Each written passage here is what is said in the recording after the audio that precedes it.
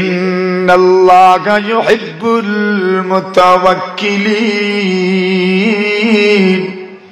আল্লাহ বলেন নিশ্চয় নিশ্চয় আল্লাহ মহব্বত করেন যারা আল্লাহর উপর ভরসা করে। আপনি আল্লাহর উপর ভরসাকারী হবেন তো আল্লাহ আপনাকে মহব্বত করবেন। এক। দুই নম্বর, ইন্নাল্লাহা ইউহিব্বুত তাওয়াবিন। আল্লাহ বলেন আপনি নবীজি উম্মতকে জানান দিও যারা তওবা করে, যারা ইস্তেগফার করে, যারা আল্লাহর দরবারে তওবা করে, নবী গো আমি আল্লাহ পরওয়ারদিগারে আলম তওবাকারী বান্দা বান্দীদেরকে মহব্বত করে। দুই তিন নম্বর আল্লাহ বলেন ইন্নাল্লাহা ইউহিব্বুল মুতাতাহহিরিন। আল্লাহ বলেন যারা পবিত্রতা অর্জন করে, পেশাব করার পরে ডিলা ব্যবহার করে, পেশাব করার পরে ডিলা ব্যবহার করে, পানীয় ব্যবহার করে, অধিক পরিমাণে যারা পবিত্রতা অর্জন করে, আল্লাহ জানালেন নবী গো যারা অধিক পরিমাণে পবিত্রতা অর্জন করে, আমি মহান আল্লাহ আমার ওই সমস্ত বান্দা বান্দীদেরকে আমি আল্লাহ মহব্বত করি। এরা পবিত্রতা অর্জন করে, তাদেরকে কে মহব্বত করেন? এখন আমরা বুঝিতেছিলাম মহব্বত শুধু আমরাই করি না, আল্লাহ তো আমাদেরকে মহব্বত করেন। তো আল্লাহর মহব্বত পাইবেন কেমনে? যারা পবিত্রতা অর্জন করবে আল্লাহ তাদেরকে মহব্বত করেন, যারা তওবা করে আল্লাহ তাদেরকে মহব্বত করেন, যারা এই দুনিয়াতে আল্লাহর উপর ভরসা করে তাদেরকেও কে মহব্বত করেন। ৪ নম্বর আল্লাহ বলেন ইন্নাল্লাহা ইউহিব্বুল মুহসিনিন। যারা সদাচরণ করে, সুন্দর আচরণ করে, ভালো ব্যবহার করে তাদেরকে কে মহব্বত করেন? আল্লাহ মহব্বত করেন। ইমাম সাহেবের ওইটা তো অজ্ঞাত সারে, এটা ইমার্জেন্সি, এটা অ্যাক্সিডেন্ট। কিন্তু আপনি তো অ্যাক্সিডেন্ট না, বুঝে শুনেই তো কথা কম, বুঝে শুনেই তো যা বুঝার বুঝে ফেলছে। আরে দোষ ইমামেরও আছে। আল্লাহ এই জন্য নবী বলে আল্লাহুম্মা আরশিদিল আইম্মা, আল্লাহ ইমামদেরকে সঠিক পথের দিশা দিও। কেন ইমাম সাহেব বলেন জিন আর আমরা মুক্তদিগণ হলাম ডাব্বা। ডাব্বা বুঝেন? ট্রেনের বগি, এখন ইঞ্জিন যেদিকে যায় ডাব্বা। নামাজে যখন আমরা শুরু করি কই ইক্তাদাইতু বিহাদা, ইমামের পিছনে দাঁড়াইলাম আর আমাদের আর কোনো কাজ নাই। সুবহানাল্লাহ বলেন, সবাই দাঁড়ায় থাকে। ওই যাবে ডাব্বার কোনো কাজ নাই, বগির কোনো কাজ নাই। বগিও কয়, ডাব্বায় কয়, ইমাম সাহেবের সাথে যুক্ত হয়েছি ইঞ্জিনের সাথে। এখন ইঞ্জিন যেদিকে আমরাও সেদিকে। এখন আমরাও যে নামাজে দাঁড়াই বলে ইক্তাদাইতু বিহাদাল ইমাম, ইমামের ইক্তেদা করলাম। ইমাম সাহেব যেদিকে যেরকম আমরা এদিকে। এখন বলেন তো ইমাম সাহেব যদি বেফতে নিয়ে যান তো ওই নবী দোয়া করতেন আল্লাহুম্মা আরশিদিল আইম্মা, ওগো মালিক ইমামদেরকে সঠিক পথে পরিচালিত করিয়েন। 2 নম্বর মুয়াজ্জিনদের জন্য দোয়া করতেন ওয়াগফির লিল মুয়াজ্জিনিন, আপনি মেহেরবানি করে মুয়াজ্জিনদেরকে মাফ করে দিয়েন। এখন কোন ইমাম সাহেবের জন্য, ইমাম সাহেব সঠিক পথে চলবেন, সঠিক পথে পরিচালিত হবেন, এমন দোয়া কয়জনে করছেন? কয়দিন করছেন? করেন নাই। তো এই দোয়া কি ইমামের প্রাপ্য নয়? অথচ ইমামে এই দোয়া পাওয়ার দরকার ছিল। আল্লাহ আমাদের ইমাম সাহেবকে সঠিক পথে পরিচালিত করিয়েন, লম্বা দিন সার্ভিস দিবেন আর সঠিক পথে উনি আমাদেরকে নিয়ে যাবেন। মুয়াজ্জিন বিচারা আজান দিবে, আজানে ভুল তো হয়েও যেতে পারে। মনে করেন কোনদিন দেখবেন আসরের আজান 2:30টার সময় দিয়ে লিখেছে, হয় না এরকম? এখন এটা তো ভুল না। মনে করেন রমজান মাসে যদি ইফতারের আধা ঘন্টা আগে আজান দেন, রোজ হইব তো? রোজ হইব? রোজ হইব? রোজা না হইলে কি যা মনে করেন এখন এলাকার লোকজন ফায়ার হইব? ফায়ার হইব। ওই রাসূল বলছেন আল-ওয়াগফির লিল মুয়াজ্জিনিন, মুয়াজ্জিনদের মাধ্যমে এমন ভুল হয়ে যেতে পারে, আল্লাহ মুয়াজ্জিনদেরকে মাফ করে দিও। কি বুঝলেন? এখান থেকে আরেকটা বুঝেন, ইমামেরও ভুল হইতে পারে, মুয়াজ্জিন সাহেবানদেরও ভুল হইতে পারে। এই ভুল শুদ্ধ করার ব্যবস্থা আছে না নাই? ইমাম সাহেবদের চাইতে, মুয়াজ্জিন সাহেবদের চাইতে বেশি জাননেওয়ালা মুহাদ্দিসিনে কেরাম, মুফতিয়ান সাহেবান আল্লাহর জমিনে নাই মনে হয়? আছে। ওনাদের কোনো অসঙ্গতি থাকলে ওনাদের দ্বারস্থ হবেন, ওনাদের পরামর্শ নেবেন। নবী আলাইহিস সালাতু ওয়াস সালামের এক সাহাবী মুআয ইবনে জাবাল রাদিয়াল্লাহু তাআলা আনহু, বড় কারি সাহেব, তিলাওয়াত এত সুন্দর, এত সুন্দর, এত সুন্দর, নবীজিকে এত মহব্বত করতেন, আর নবীও নাকি এত মহব্বত করতেন। উনি বলেন, একদিন নবীজি আমার হাতে ধরে আমাকে বলেন, ওয়াল্লাহি ইন্নী লা উহিব্বুকা ইয়া মুআয, আল্লাহর কসম মুআয, আমি তোমাকে মহব্বত করি। নবী বলছেন, নবীজি সাহাবীর হাতে ধরে বলছেন, আল্লাহর কসম করে বলছি আমি তোমাকে মহব্বত করি। আচ্ছা, কোন চাই? লিডার যদি কর্মীর হাতে ধরে কোন আমি আপনারে মহব্বত করি, তো এই কর্মীর দাম লিডারের কাছে কম না বেশি? বেশি। এজন্যই তো বলছেন আমি তোমাকে মহব্বত করি। মুআয ইবনে জাবাল বলেন, ইয়া রাসূলুল্লাহ আইনা তুরাব মিন রাব্বিল আরবাব, কই রব আর কই মাটি, কোথায় রাসূল আর কোথায় আমি? নবীর মহব্বত আমার ইমানের পরিচয়ক, আর সেখানে আপনি বলছেন আমাকে মহব্বত করেন। ইয়া রাসূলুল্লাহ, ইয়া হাবিবাল্লাহ, এটা কি? নবী বলেন, আরে মহব্বত একদিক থেকে হয় না, মহব্বত দুটো সাইড থেকেই হয়। কথা বলে? আমরা আল্লাহরে মহব্বত করি না? শুধু আমরাই করি। কেমনে করো? বুঝুননি করুন যে কেমনে করেন আল্লাহ? মহব্বত কি একতরফা হয়? এটা তো কেমন মহব্বত যে একদিক থেকে মহব্বত হবে? মহব্বত তো দুটো দিক থেকে হতে হবে। আমরা আল্লাহকে মহব্বত করি, করেন না? তো আল্লাহ আমাদেরকে মহব্বত করেন। কেমনে করেন? ইন্নাল্লাহা ইউহিব্বুল মুতাওয়াক্কিলিন, আল্লাহ বলেন নিশ্চয় নিশ্চয় আল্লাহ মহব্বত করেন যারা আল্লাহর উপর ভরসা করে। আপনি আল্লাহর উপর ভরসাকারী হবেন তো আল্লাহ আপনাকে মহব্বত করবেন। এক। দুই নম্বর, ইন্নাল্লাহা ইউহিব্বুত তাওয়াবিন, আল্লাহ বলেন আপনি নবীজি উম্মতকে জানান দিও, যারা তওবা করে, যারা ইস্তেগফার করে, যারা আল্লাহর দরবারে তওবা করে, নবী গো আমি আল্লাহ পরওয়ারদিগারে আলম তওবাকারী বান্দা বান্দীদেরকে মহব্বত করে।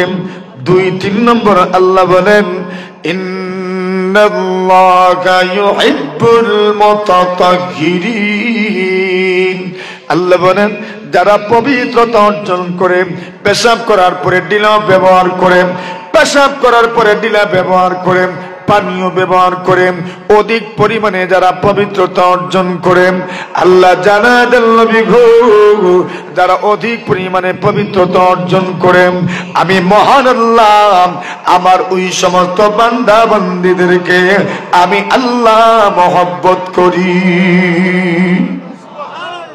এরা পবিত্রতা অর্জন করে তাদেরকে কে মহব্বত করেন? এখন আমরা বুঝিতেছিলাম মহব্বত শুধু আমরাই করি না, আল্লাহ তো আমাদেরকে মহব্বত করেন। তো আল্লাহর মহব্বত পাইবেন কেমনে?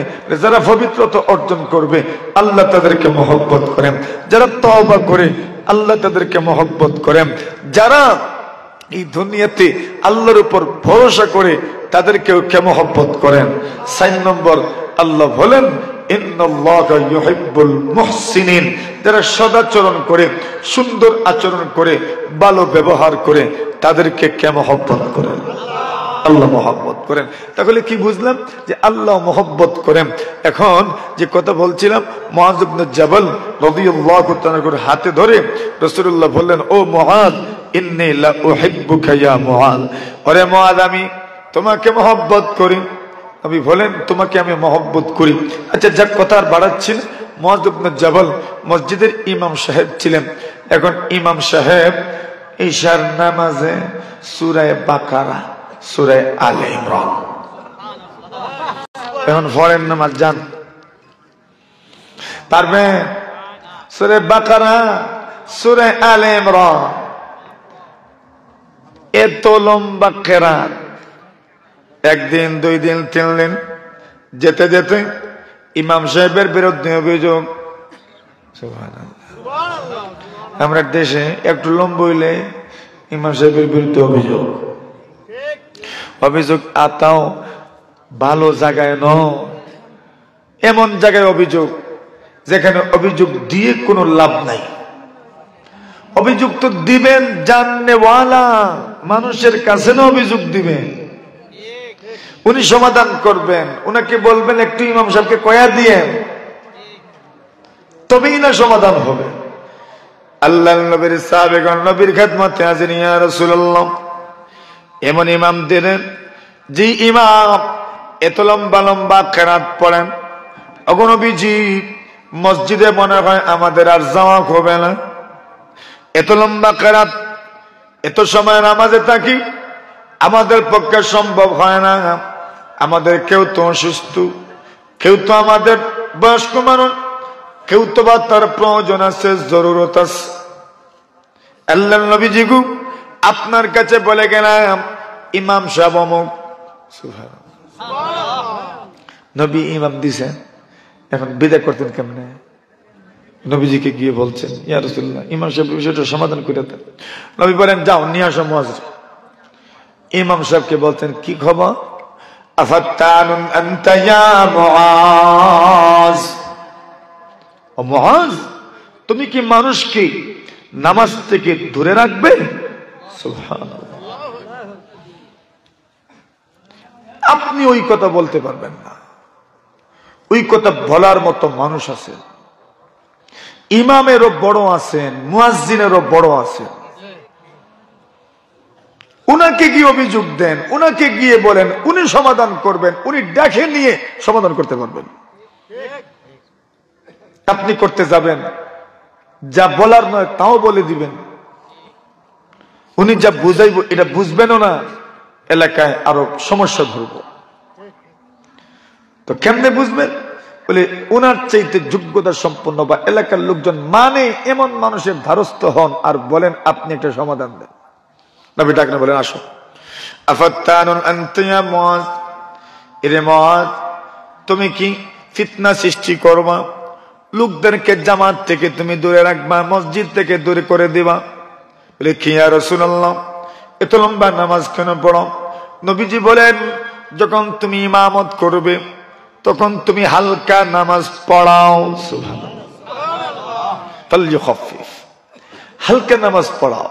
ফাইন্না ফীহিমুল মারিদ ওয়াল কাবীর ওয়া যাল হাজা, তোমার পিছনে অসুস্থ ব্যক্তি নামাজে দাঁড়ায়, তোমার পিছনে বয়স্ক মানুষও নামাজে দাঁড়ায়, তোমার পিছনে একটু পরেই সে কোথাও যাবে, গাড়ি দাঁড়ানো এমন মানুষও তোমার পিছনে দাঁড়ানো আছে। সুতরাং সবার প্রতি খেয়াল রাখো আর হালকা নামাজ পড়াও। হালকা নামাজের অর্থ কি? হালকা নামাজের অর্থ এই নয় যে বস শুধু আপনার সূরা কাউসার দিয়ে পড়বেন। প্রত্যেক নামাজের মাসনুন কিরাত আছে, এটাই হালকা নামাজ। এই পরিমাণ তিলাওয়াত করো, কোরআনের যে কোনো জায়গা থেকে তিলাওয়াত করো, এটাই সুন্নাত। শুধু যে সূরা তারিক থেকে সূরা বাইয়িনা পর্যন্ত ঈশান নামাজ এর মধ্যে আপনি তিলাওয়াত করবেন, এটাই যে সুন্নাত, বিষয়টা তো এমন নয়। তো এর মানে কি?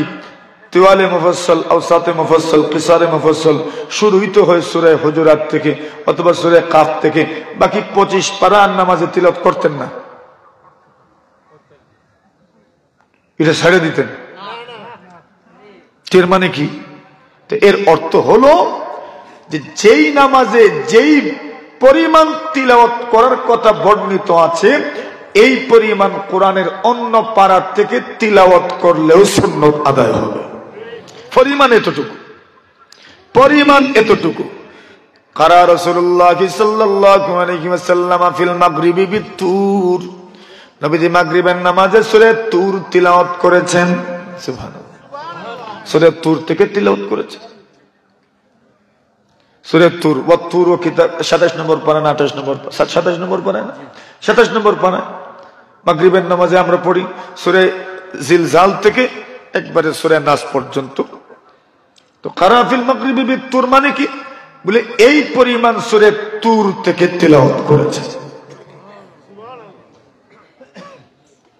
কিছু মানুষ আছে অভিযোগ করে, বলে হুজুররা সুন্নত কেরাত পড়ে না। কেডা কইছে তোমার সুন্নত কেরাত পড়ে না? তুমি কি বুঝছো সুন্নত কেরাত? এখন কি বাকি 25 পারা ছেড়ে দিত নামাজে আর তিলাওয়াতই করতো না? বলো মুখ দিয়ে, বলে 25 পারা ছেড়ে দি, বাকি 25 পারা তো এর ভিতরে ন, তো মানে কি আর 25 পারা থেকে তিলাওয়াত করতোই না? এটা এমনি? সুবহানাল্লাহ। এর মানে হলো যেই ওয়াক্তে যেই পরিমাণ তিলাওয়াত করার কথা বর্ণিত আছে, এই মিকদার, এই পরিমাণ কোরআনের যে কোনো জায়গা থেকে তিলাওয়াত করেন, সুন্নত আদায় হবে। তবে এই ব্যাপারে ইমাম সাহেবদেরকে আমি একটা কথা বলে যাই, আপনারা না ইমাম সাহেবরা শুনেন যেন মন দিয়ে। এই ব্যাপারে আপনাদের সমীপে একটা আরজ, কোন জায়গায় রুকুতে যাবেন, তিলাওয়াত শেষ করবেন, সিজদায় যাবেন, বিষয়টা খেয়াল রাখেন। প্রত্যেক রাকাতে এক রুকু তিলাওয়াত করলে সবচেয়ে ভালো। কেন? এক রুকু মানে একটা বিষয় শেষ হয়। রুকু এমনি দেওয়া হয় নাই কোরআনে, রুকু দেওয়া হয়েছে। এই রুকু মানে এই রুকুর ভিতরে একটা বিষয়ের আলোচনা শেষ হয়েছে। সুবহানাল্লাহ বলেন। এখন আপনি রুকুর মধ্যখানে থয়ে গেলেন, এর মানে আলোচনাটা আপনি অসম্পূর্ণ রেখে দিলেন। কেউ কেউ তো দেখবেন সূরা আলা অনেকে নামাজে তিলাওয়াত করে, আর সূরা আলা তিলাওয়াত করতে করতে করতে করতে ওয়াতাজান্নাবুহাল আশকাল্লাযী ইয়াসলান নারাল কুবরা, ওখানে পৃষ্ঠা শেষ হয়েছে মনে হয়, ঠিক নেই? এখন কেউ ওই পৃষ্ঠা যে শেষ হয়েছে রুকুতে চলে যায়। এরপরেই আছে সুম্মা লা ইয়ামুতু ফিহা ওয়া লা ইয়াহইয়া ওয়া ইয়াতাজান্নাবুহাল আশকাল্লাযী ইয়াসলান নারাল কুবরা। জাহান্নামের আলোচনা এসেছে এখানে, আর জাহান্নামের আলোচনার সম্পূরক হইল সুম্মা লা ইয়ামুতু ফিহা ওয়া লা ইয়াহইয়া, জাহান্নামে বাঁচবেও না, মরবেও না। এটা এর আগের সাথে সম্পৃক্ত। এখন আপনি ওই আয়াত রেখে চলে গেলেন রুকুতে, আর পরের রাকাতে শুরু করলেন সুম্মা লা ইয়ামুতু ফিহা ওয়া লা ইয়াহইয়া, অতঃপর এরা জাহান্নামে মরবেও না, বাঁচবেও না। কাদ আফলাহা মান তাযাক্কা, অর্থের সাথে কোনো মিল থাকে না। এজন্য ইমাম সাহেবদের সমীপে আরাজ, এক রুকু শেষ করবেন এক রাকাতে, আর না যদি শেষ করার ইচ্ছা থাকে না, তাহলে কমপক্ষে সূরার শেষ দিক থেকে তিলাওয়াত করবেন। কষ্ট হইতেছে না আপনাদের? হ্যাঁ, কষ্ট নিয়েন না। হযরত মুফতি সাঈদ আহমদ পালনপুরী নব্বরাল্লাহু মারকাতাহু, আমাদের শেখ, আমাদের উস্তাদুল বুখারী, উনি এই কথাগুলো খুব সুন্দর করে বলতেন, দর্শে বলতেন। ওনার কিতাবের মধ্যে এই কথাটা লেখা আছে যে আমাদের জন্য উচিত এই বিষয়টা খুব ভালো করে পড়া, গভীরভাবে মোতালা করা, আর কেরাতের ব্যাপারে সচেতন থাকা। নবীজি ডাকলেন আর বলেন, আসো। আফাত্তানুন আনতা ইয়া মুআজ, কি করো মুআজ? তুমি কি লোকদেরকে মসজিদ থেকে ভাগাইতে শুরু করছো? এদের কি মসজিদ থেকে বিতাড়িত করবা? বললেন, তুমি যখন নামাজ পড়বেন তখন তুমি কি করো? হালকা নামাজ পড়ো। নবীজি হালকা পড়তেন মানে কেরাত সুন্নত তরিকায় পড়তেন, রুকু সিজদা যথাযথভাবে আদায় করতেন। আমরা দেশের মানুষে মনে করে হালকার অর্থ হইল মনে হয় খালি মাথা লাগাই তোর তুলতো, লাগাই তোর তুলতো। আল্লাহ রাসূল বলেন, তিলকা সালাতুল মুনাফিক, এটা মুনাফিকের নামাজ। কার নামাজ? কেমনে? যে মুনাফিকের নামাজ গুলো জালাসা ইয়ারকাবুশ শামস, বসে থাকে, কয় সূর্য রইছে এখনো, রইছে এখনো, রইছে এখনো, এখনো অস্ত যাচ্ছে না, যাচ্ছে না, যাচ্ছে না, যাচ্ছে না। ওই আসরের নামাজ আর কি, এখনো সূর্য বাকি আছে, বাকি আছে, বাকি আছে, বাকি আছে, বাকি আছে।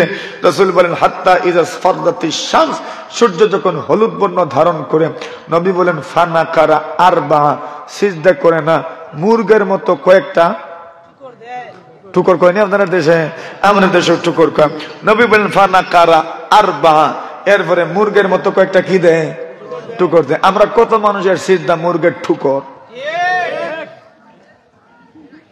এটা থাকতো?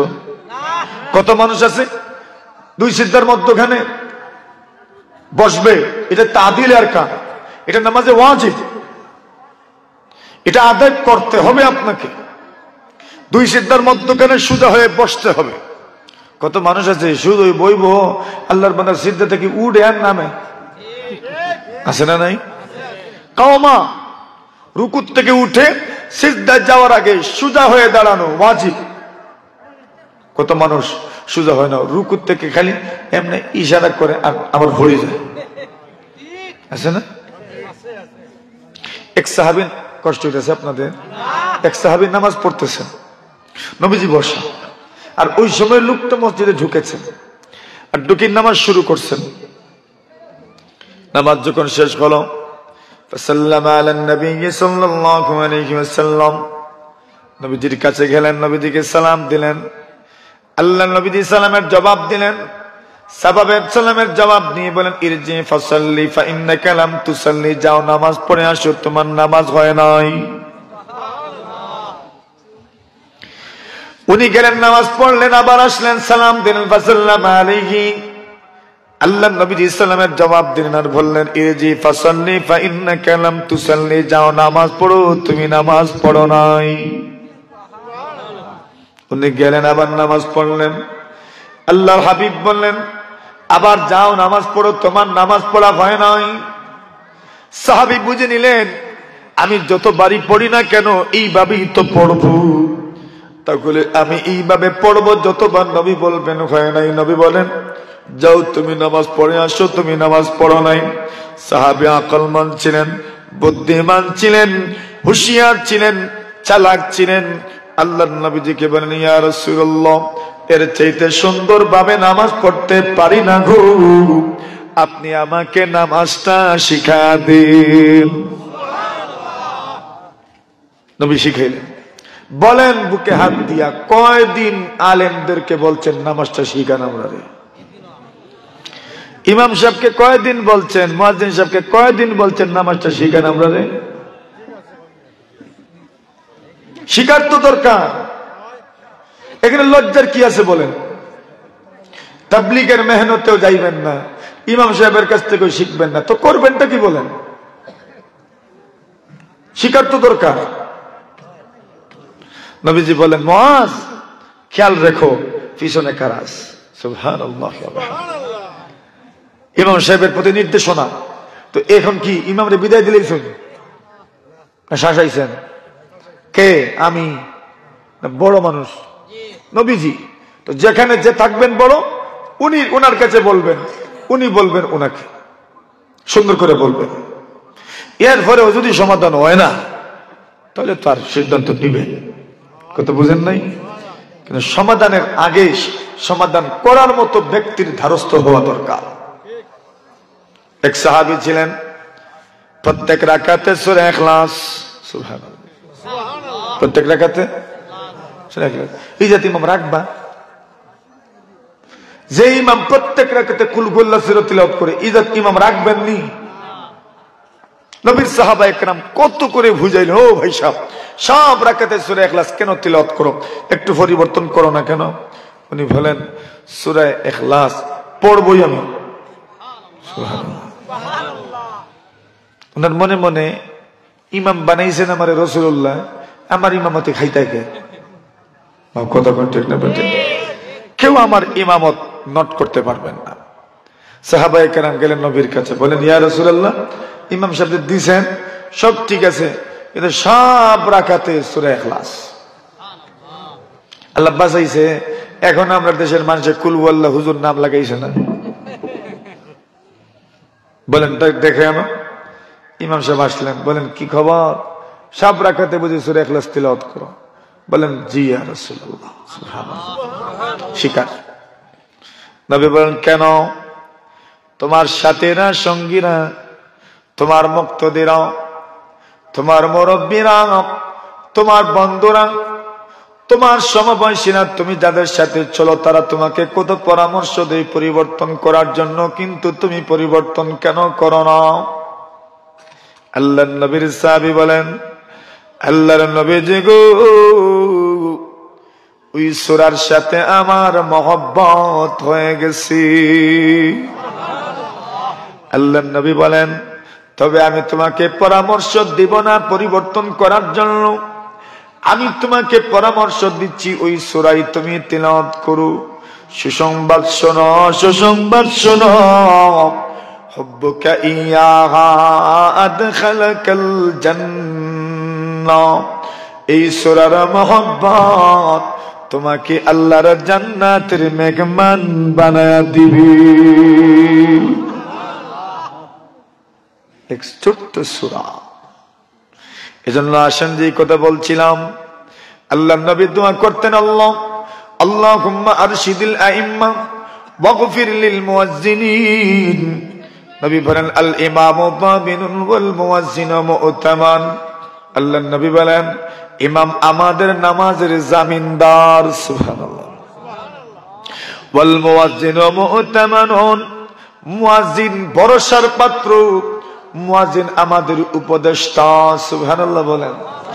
মুয়াজ্জিন আমাদেরকে পরামর্শ দেয়, হাইয়া আলাস সালাহ, নামাজের দিকে আসো, হাইয়া আলাল ফালাহ, কামিয়াবির দিকে আসো। একবার নয়, দুইবার নয়, প্রতিদিন 5 বার আমাদেরকে নামাজের দিকে ডাকে, প্রতিদিন 5 বার আমাদেরকে কামিয়াবির দিকে ডাকে, প্রতিদিন 5 বার আমাদেরকে সফলতার দিকে ডাকে, আর বলে হাইয়া আলাস সালাম, হাইয়া আলাল ফালাহ। ও আল্লাহর বান্দা, আল্লাহর পক্ষ থেকে মুনাদি, আল্লাহর পক্ষ থেকে ডাকনে ওয়ালা আপনাকে ডাকে, আপনি কিভাবে ওই মুয়াজ্জিনের ডাকটাকে প্রত্যাখ্যান করেন আর আপনি অন্য দিকে চলে যান? কেমনে কেমনে বল? মুয়াজ্জিন আমাকে ডাকে আল্লাহর পক্ষ থেকে মুনাদি, কি ক্ষতি করলো মুয়াজ্জিন আমার? বলেন, মুয়াজ্জিন তো আমাকে কামিয়াবির দিকে ডাকে, নামাজের দিকে ডাকে, তো আমি কেন মুয়াজ্জিনের ক্ষতি করব? বল। মসজিদ ঝাড়ু দেওয়া মুয়াজ্জিনের অতিরিক্ত জিম্মাদারি। কর্তৃপক্ষ অনুরোধ করেন, হুজুর একটু ঝাড়ু দিয়েন। মুয়াজ্জিনরা ঝাড়ু দে, ইমামরাও ঝাড়ু দে। আল্লাহর ঘর মসজিদ যদি আমি মুশাহিদ ঝাড়ু দিতে পারতাম, নিজেকে সৌভাগ্যবান মনে করতাম। আমি ইচ্ছা করে মসজিদ ঝাড়ু দেই, মসজিদ ঝাড়ু দেই। পারবেন নি? বলেন না, পারবেন না? পারবেন না? দিবেন না? আরে দুনিয়াতে কি নিয়ে যাবেন? দুনিয়া থেকে কি নিয়ে যাবেন? আপনার ঘর তো আপনি ঝাড়ু দেন, আল্লাহর ঘরটা যদি আপনি ঝাড়ু দিতে পারেন, কিয়ামতের দিন যদি জিজ্ঞাসা করেন কি নিয়ে এসেছো রে বান্দা, আমি বলবো আল্লাহ কিছুই নাই, কিছুই নাই, কিছুই নাই, তবে আপনার মসজিদ আমি পরিষ্কার করেছি, ঝাড়ু দিয়েছি। ঘর তো আপনার, ঘর তো আপনার, ঘর তো আপনার। এই দুনিয়াতে অন্য কোন মানুষের ঘরে যদি আমি ঝাড়ু দিই, অন্য কোন মানুষের ঘরটা যদি আমি পরিষ্কার করি, ওই মানুষটা কত খুশি হবে। আমি আমার আল্লাহর ঘর পরিষ্কার করলাম, আল্লাহর ঘর ঝাড়ু দিলাম, তবে আমার আল্লাহ আমাকে কেন বিনিময় দিবেন না? কেন খুশি হবে? আল্লাহর ঘর। নবীর যুগে এক মহিলা ছিলেন, আল্লাহর ঘর ঝাড়ু দিতেন। সুবহানাল্লাহ। একদিন ওই মহিলার ইন্তেকাল হয়ে গেল, সাহাবীরা ওনাকে দাফন করলেন। নবীজিকে বললেন না ওনাজি মারা গেছে। বুখারী শরীফের বর্ণনা, কেউ বলছেন মহিলা, কেউ বলছেন পুরুষ, যেটাই হোক। কয়েকদিন পরে নবী ওনাকে না দেখতে দেখতে জিজ্ঞাসা করেন, কিরে ওই মহিলা কোথায়? বললেন, ইয়া রাসূলুল্লাহ, উনি তো মারা গেছেন। নবী বলেন, আল্লাহ আযানতুমুন, তোমরা আমাকে কেন বললি না? ওরা বলেন, ইয়া রাসূলুল্লাহ, রাত্র ছিল, এই রাত্রে আপনার কষ্ট হবে বুঝেছি, আর এই মহিলা যে এত ইজ্জতওয়ালা তাও তো জানতাম না। সুবহানাল্লাহ। কালো মহিলা, ঠোঁট মোটা, নাক ছেপটা কালো। ইমরাতুন সাউদা, নাক ছেপটা, ঠোঁট মোটা, কালো, একদম বিঝিঙ্গ।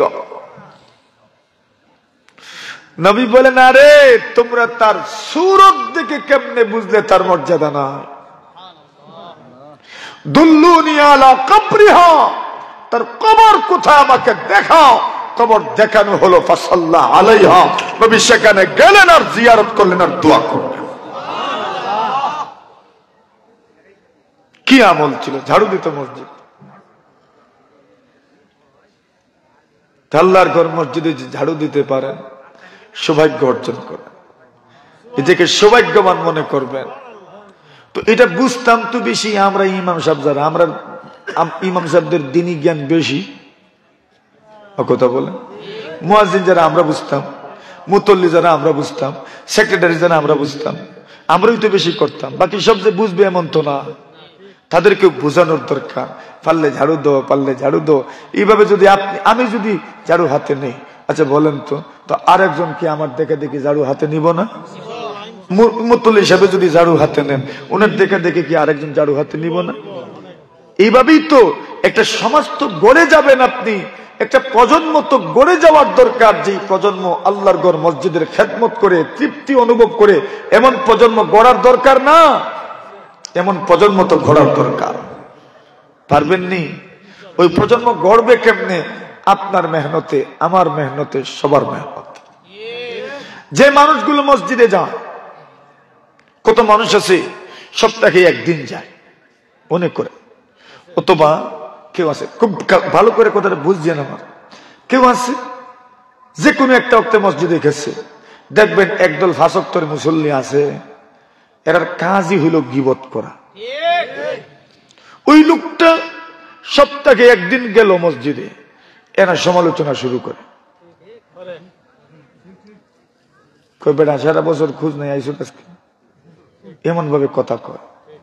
তোমার কারণে যদি সে মসজিদে আসাই বন্ধ করে দেয়, তো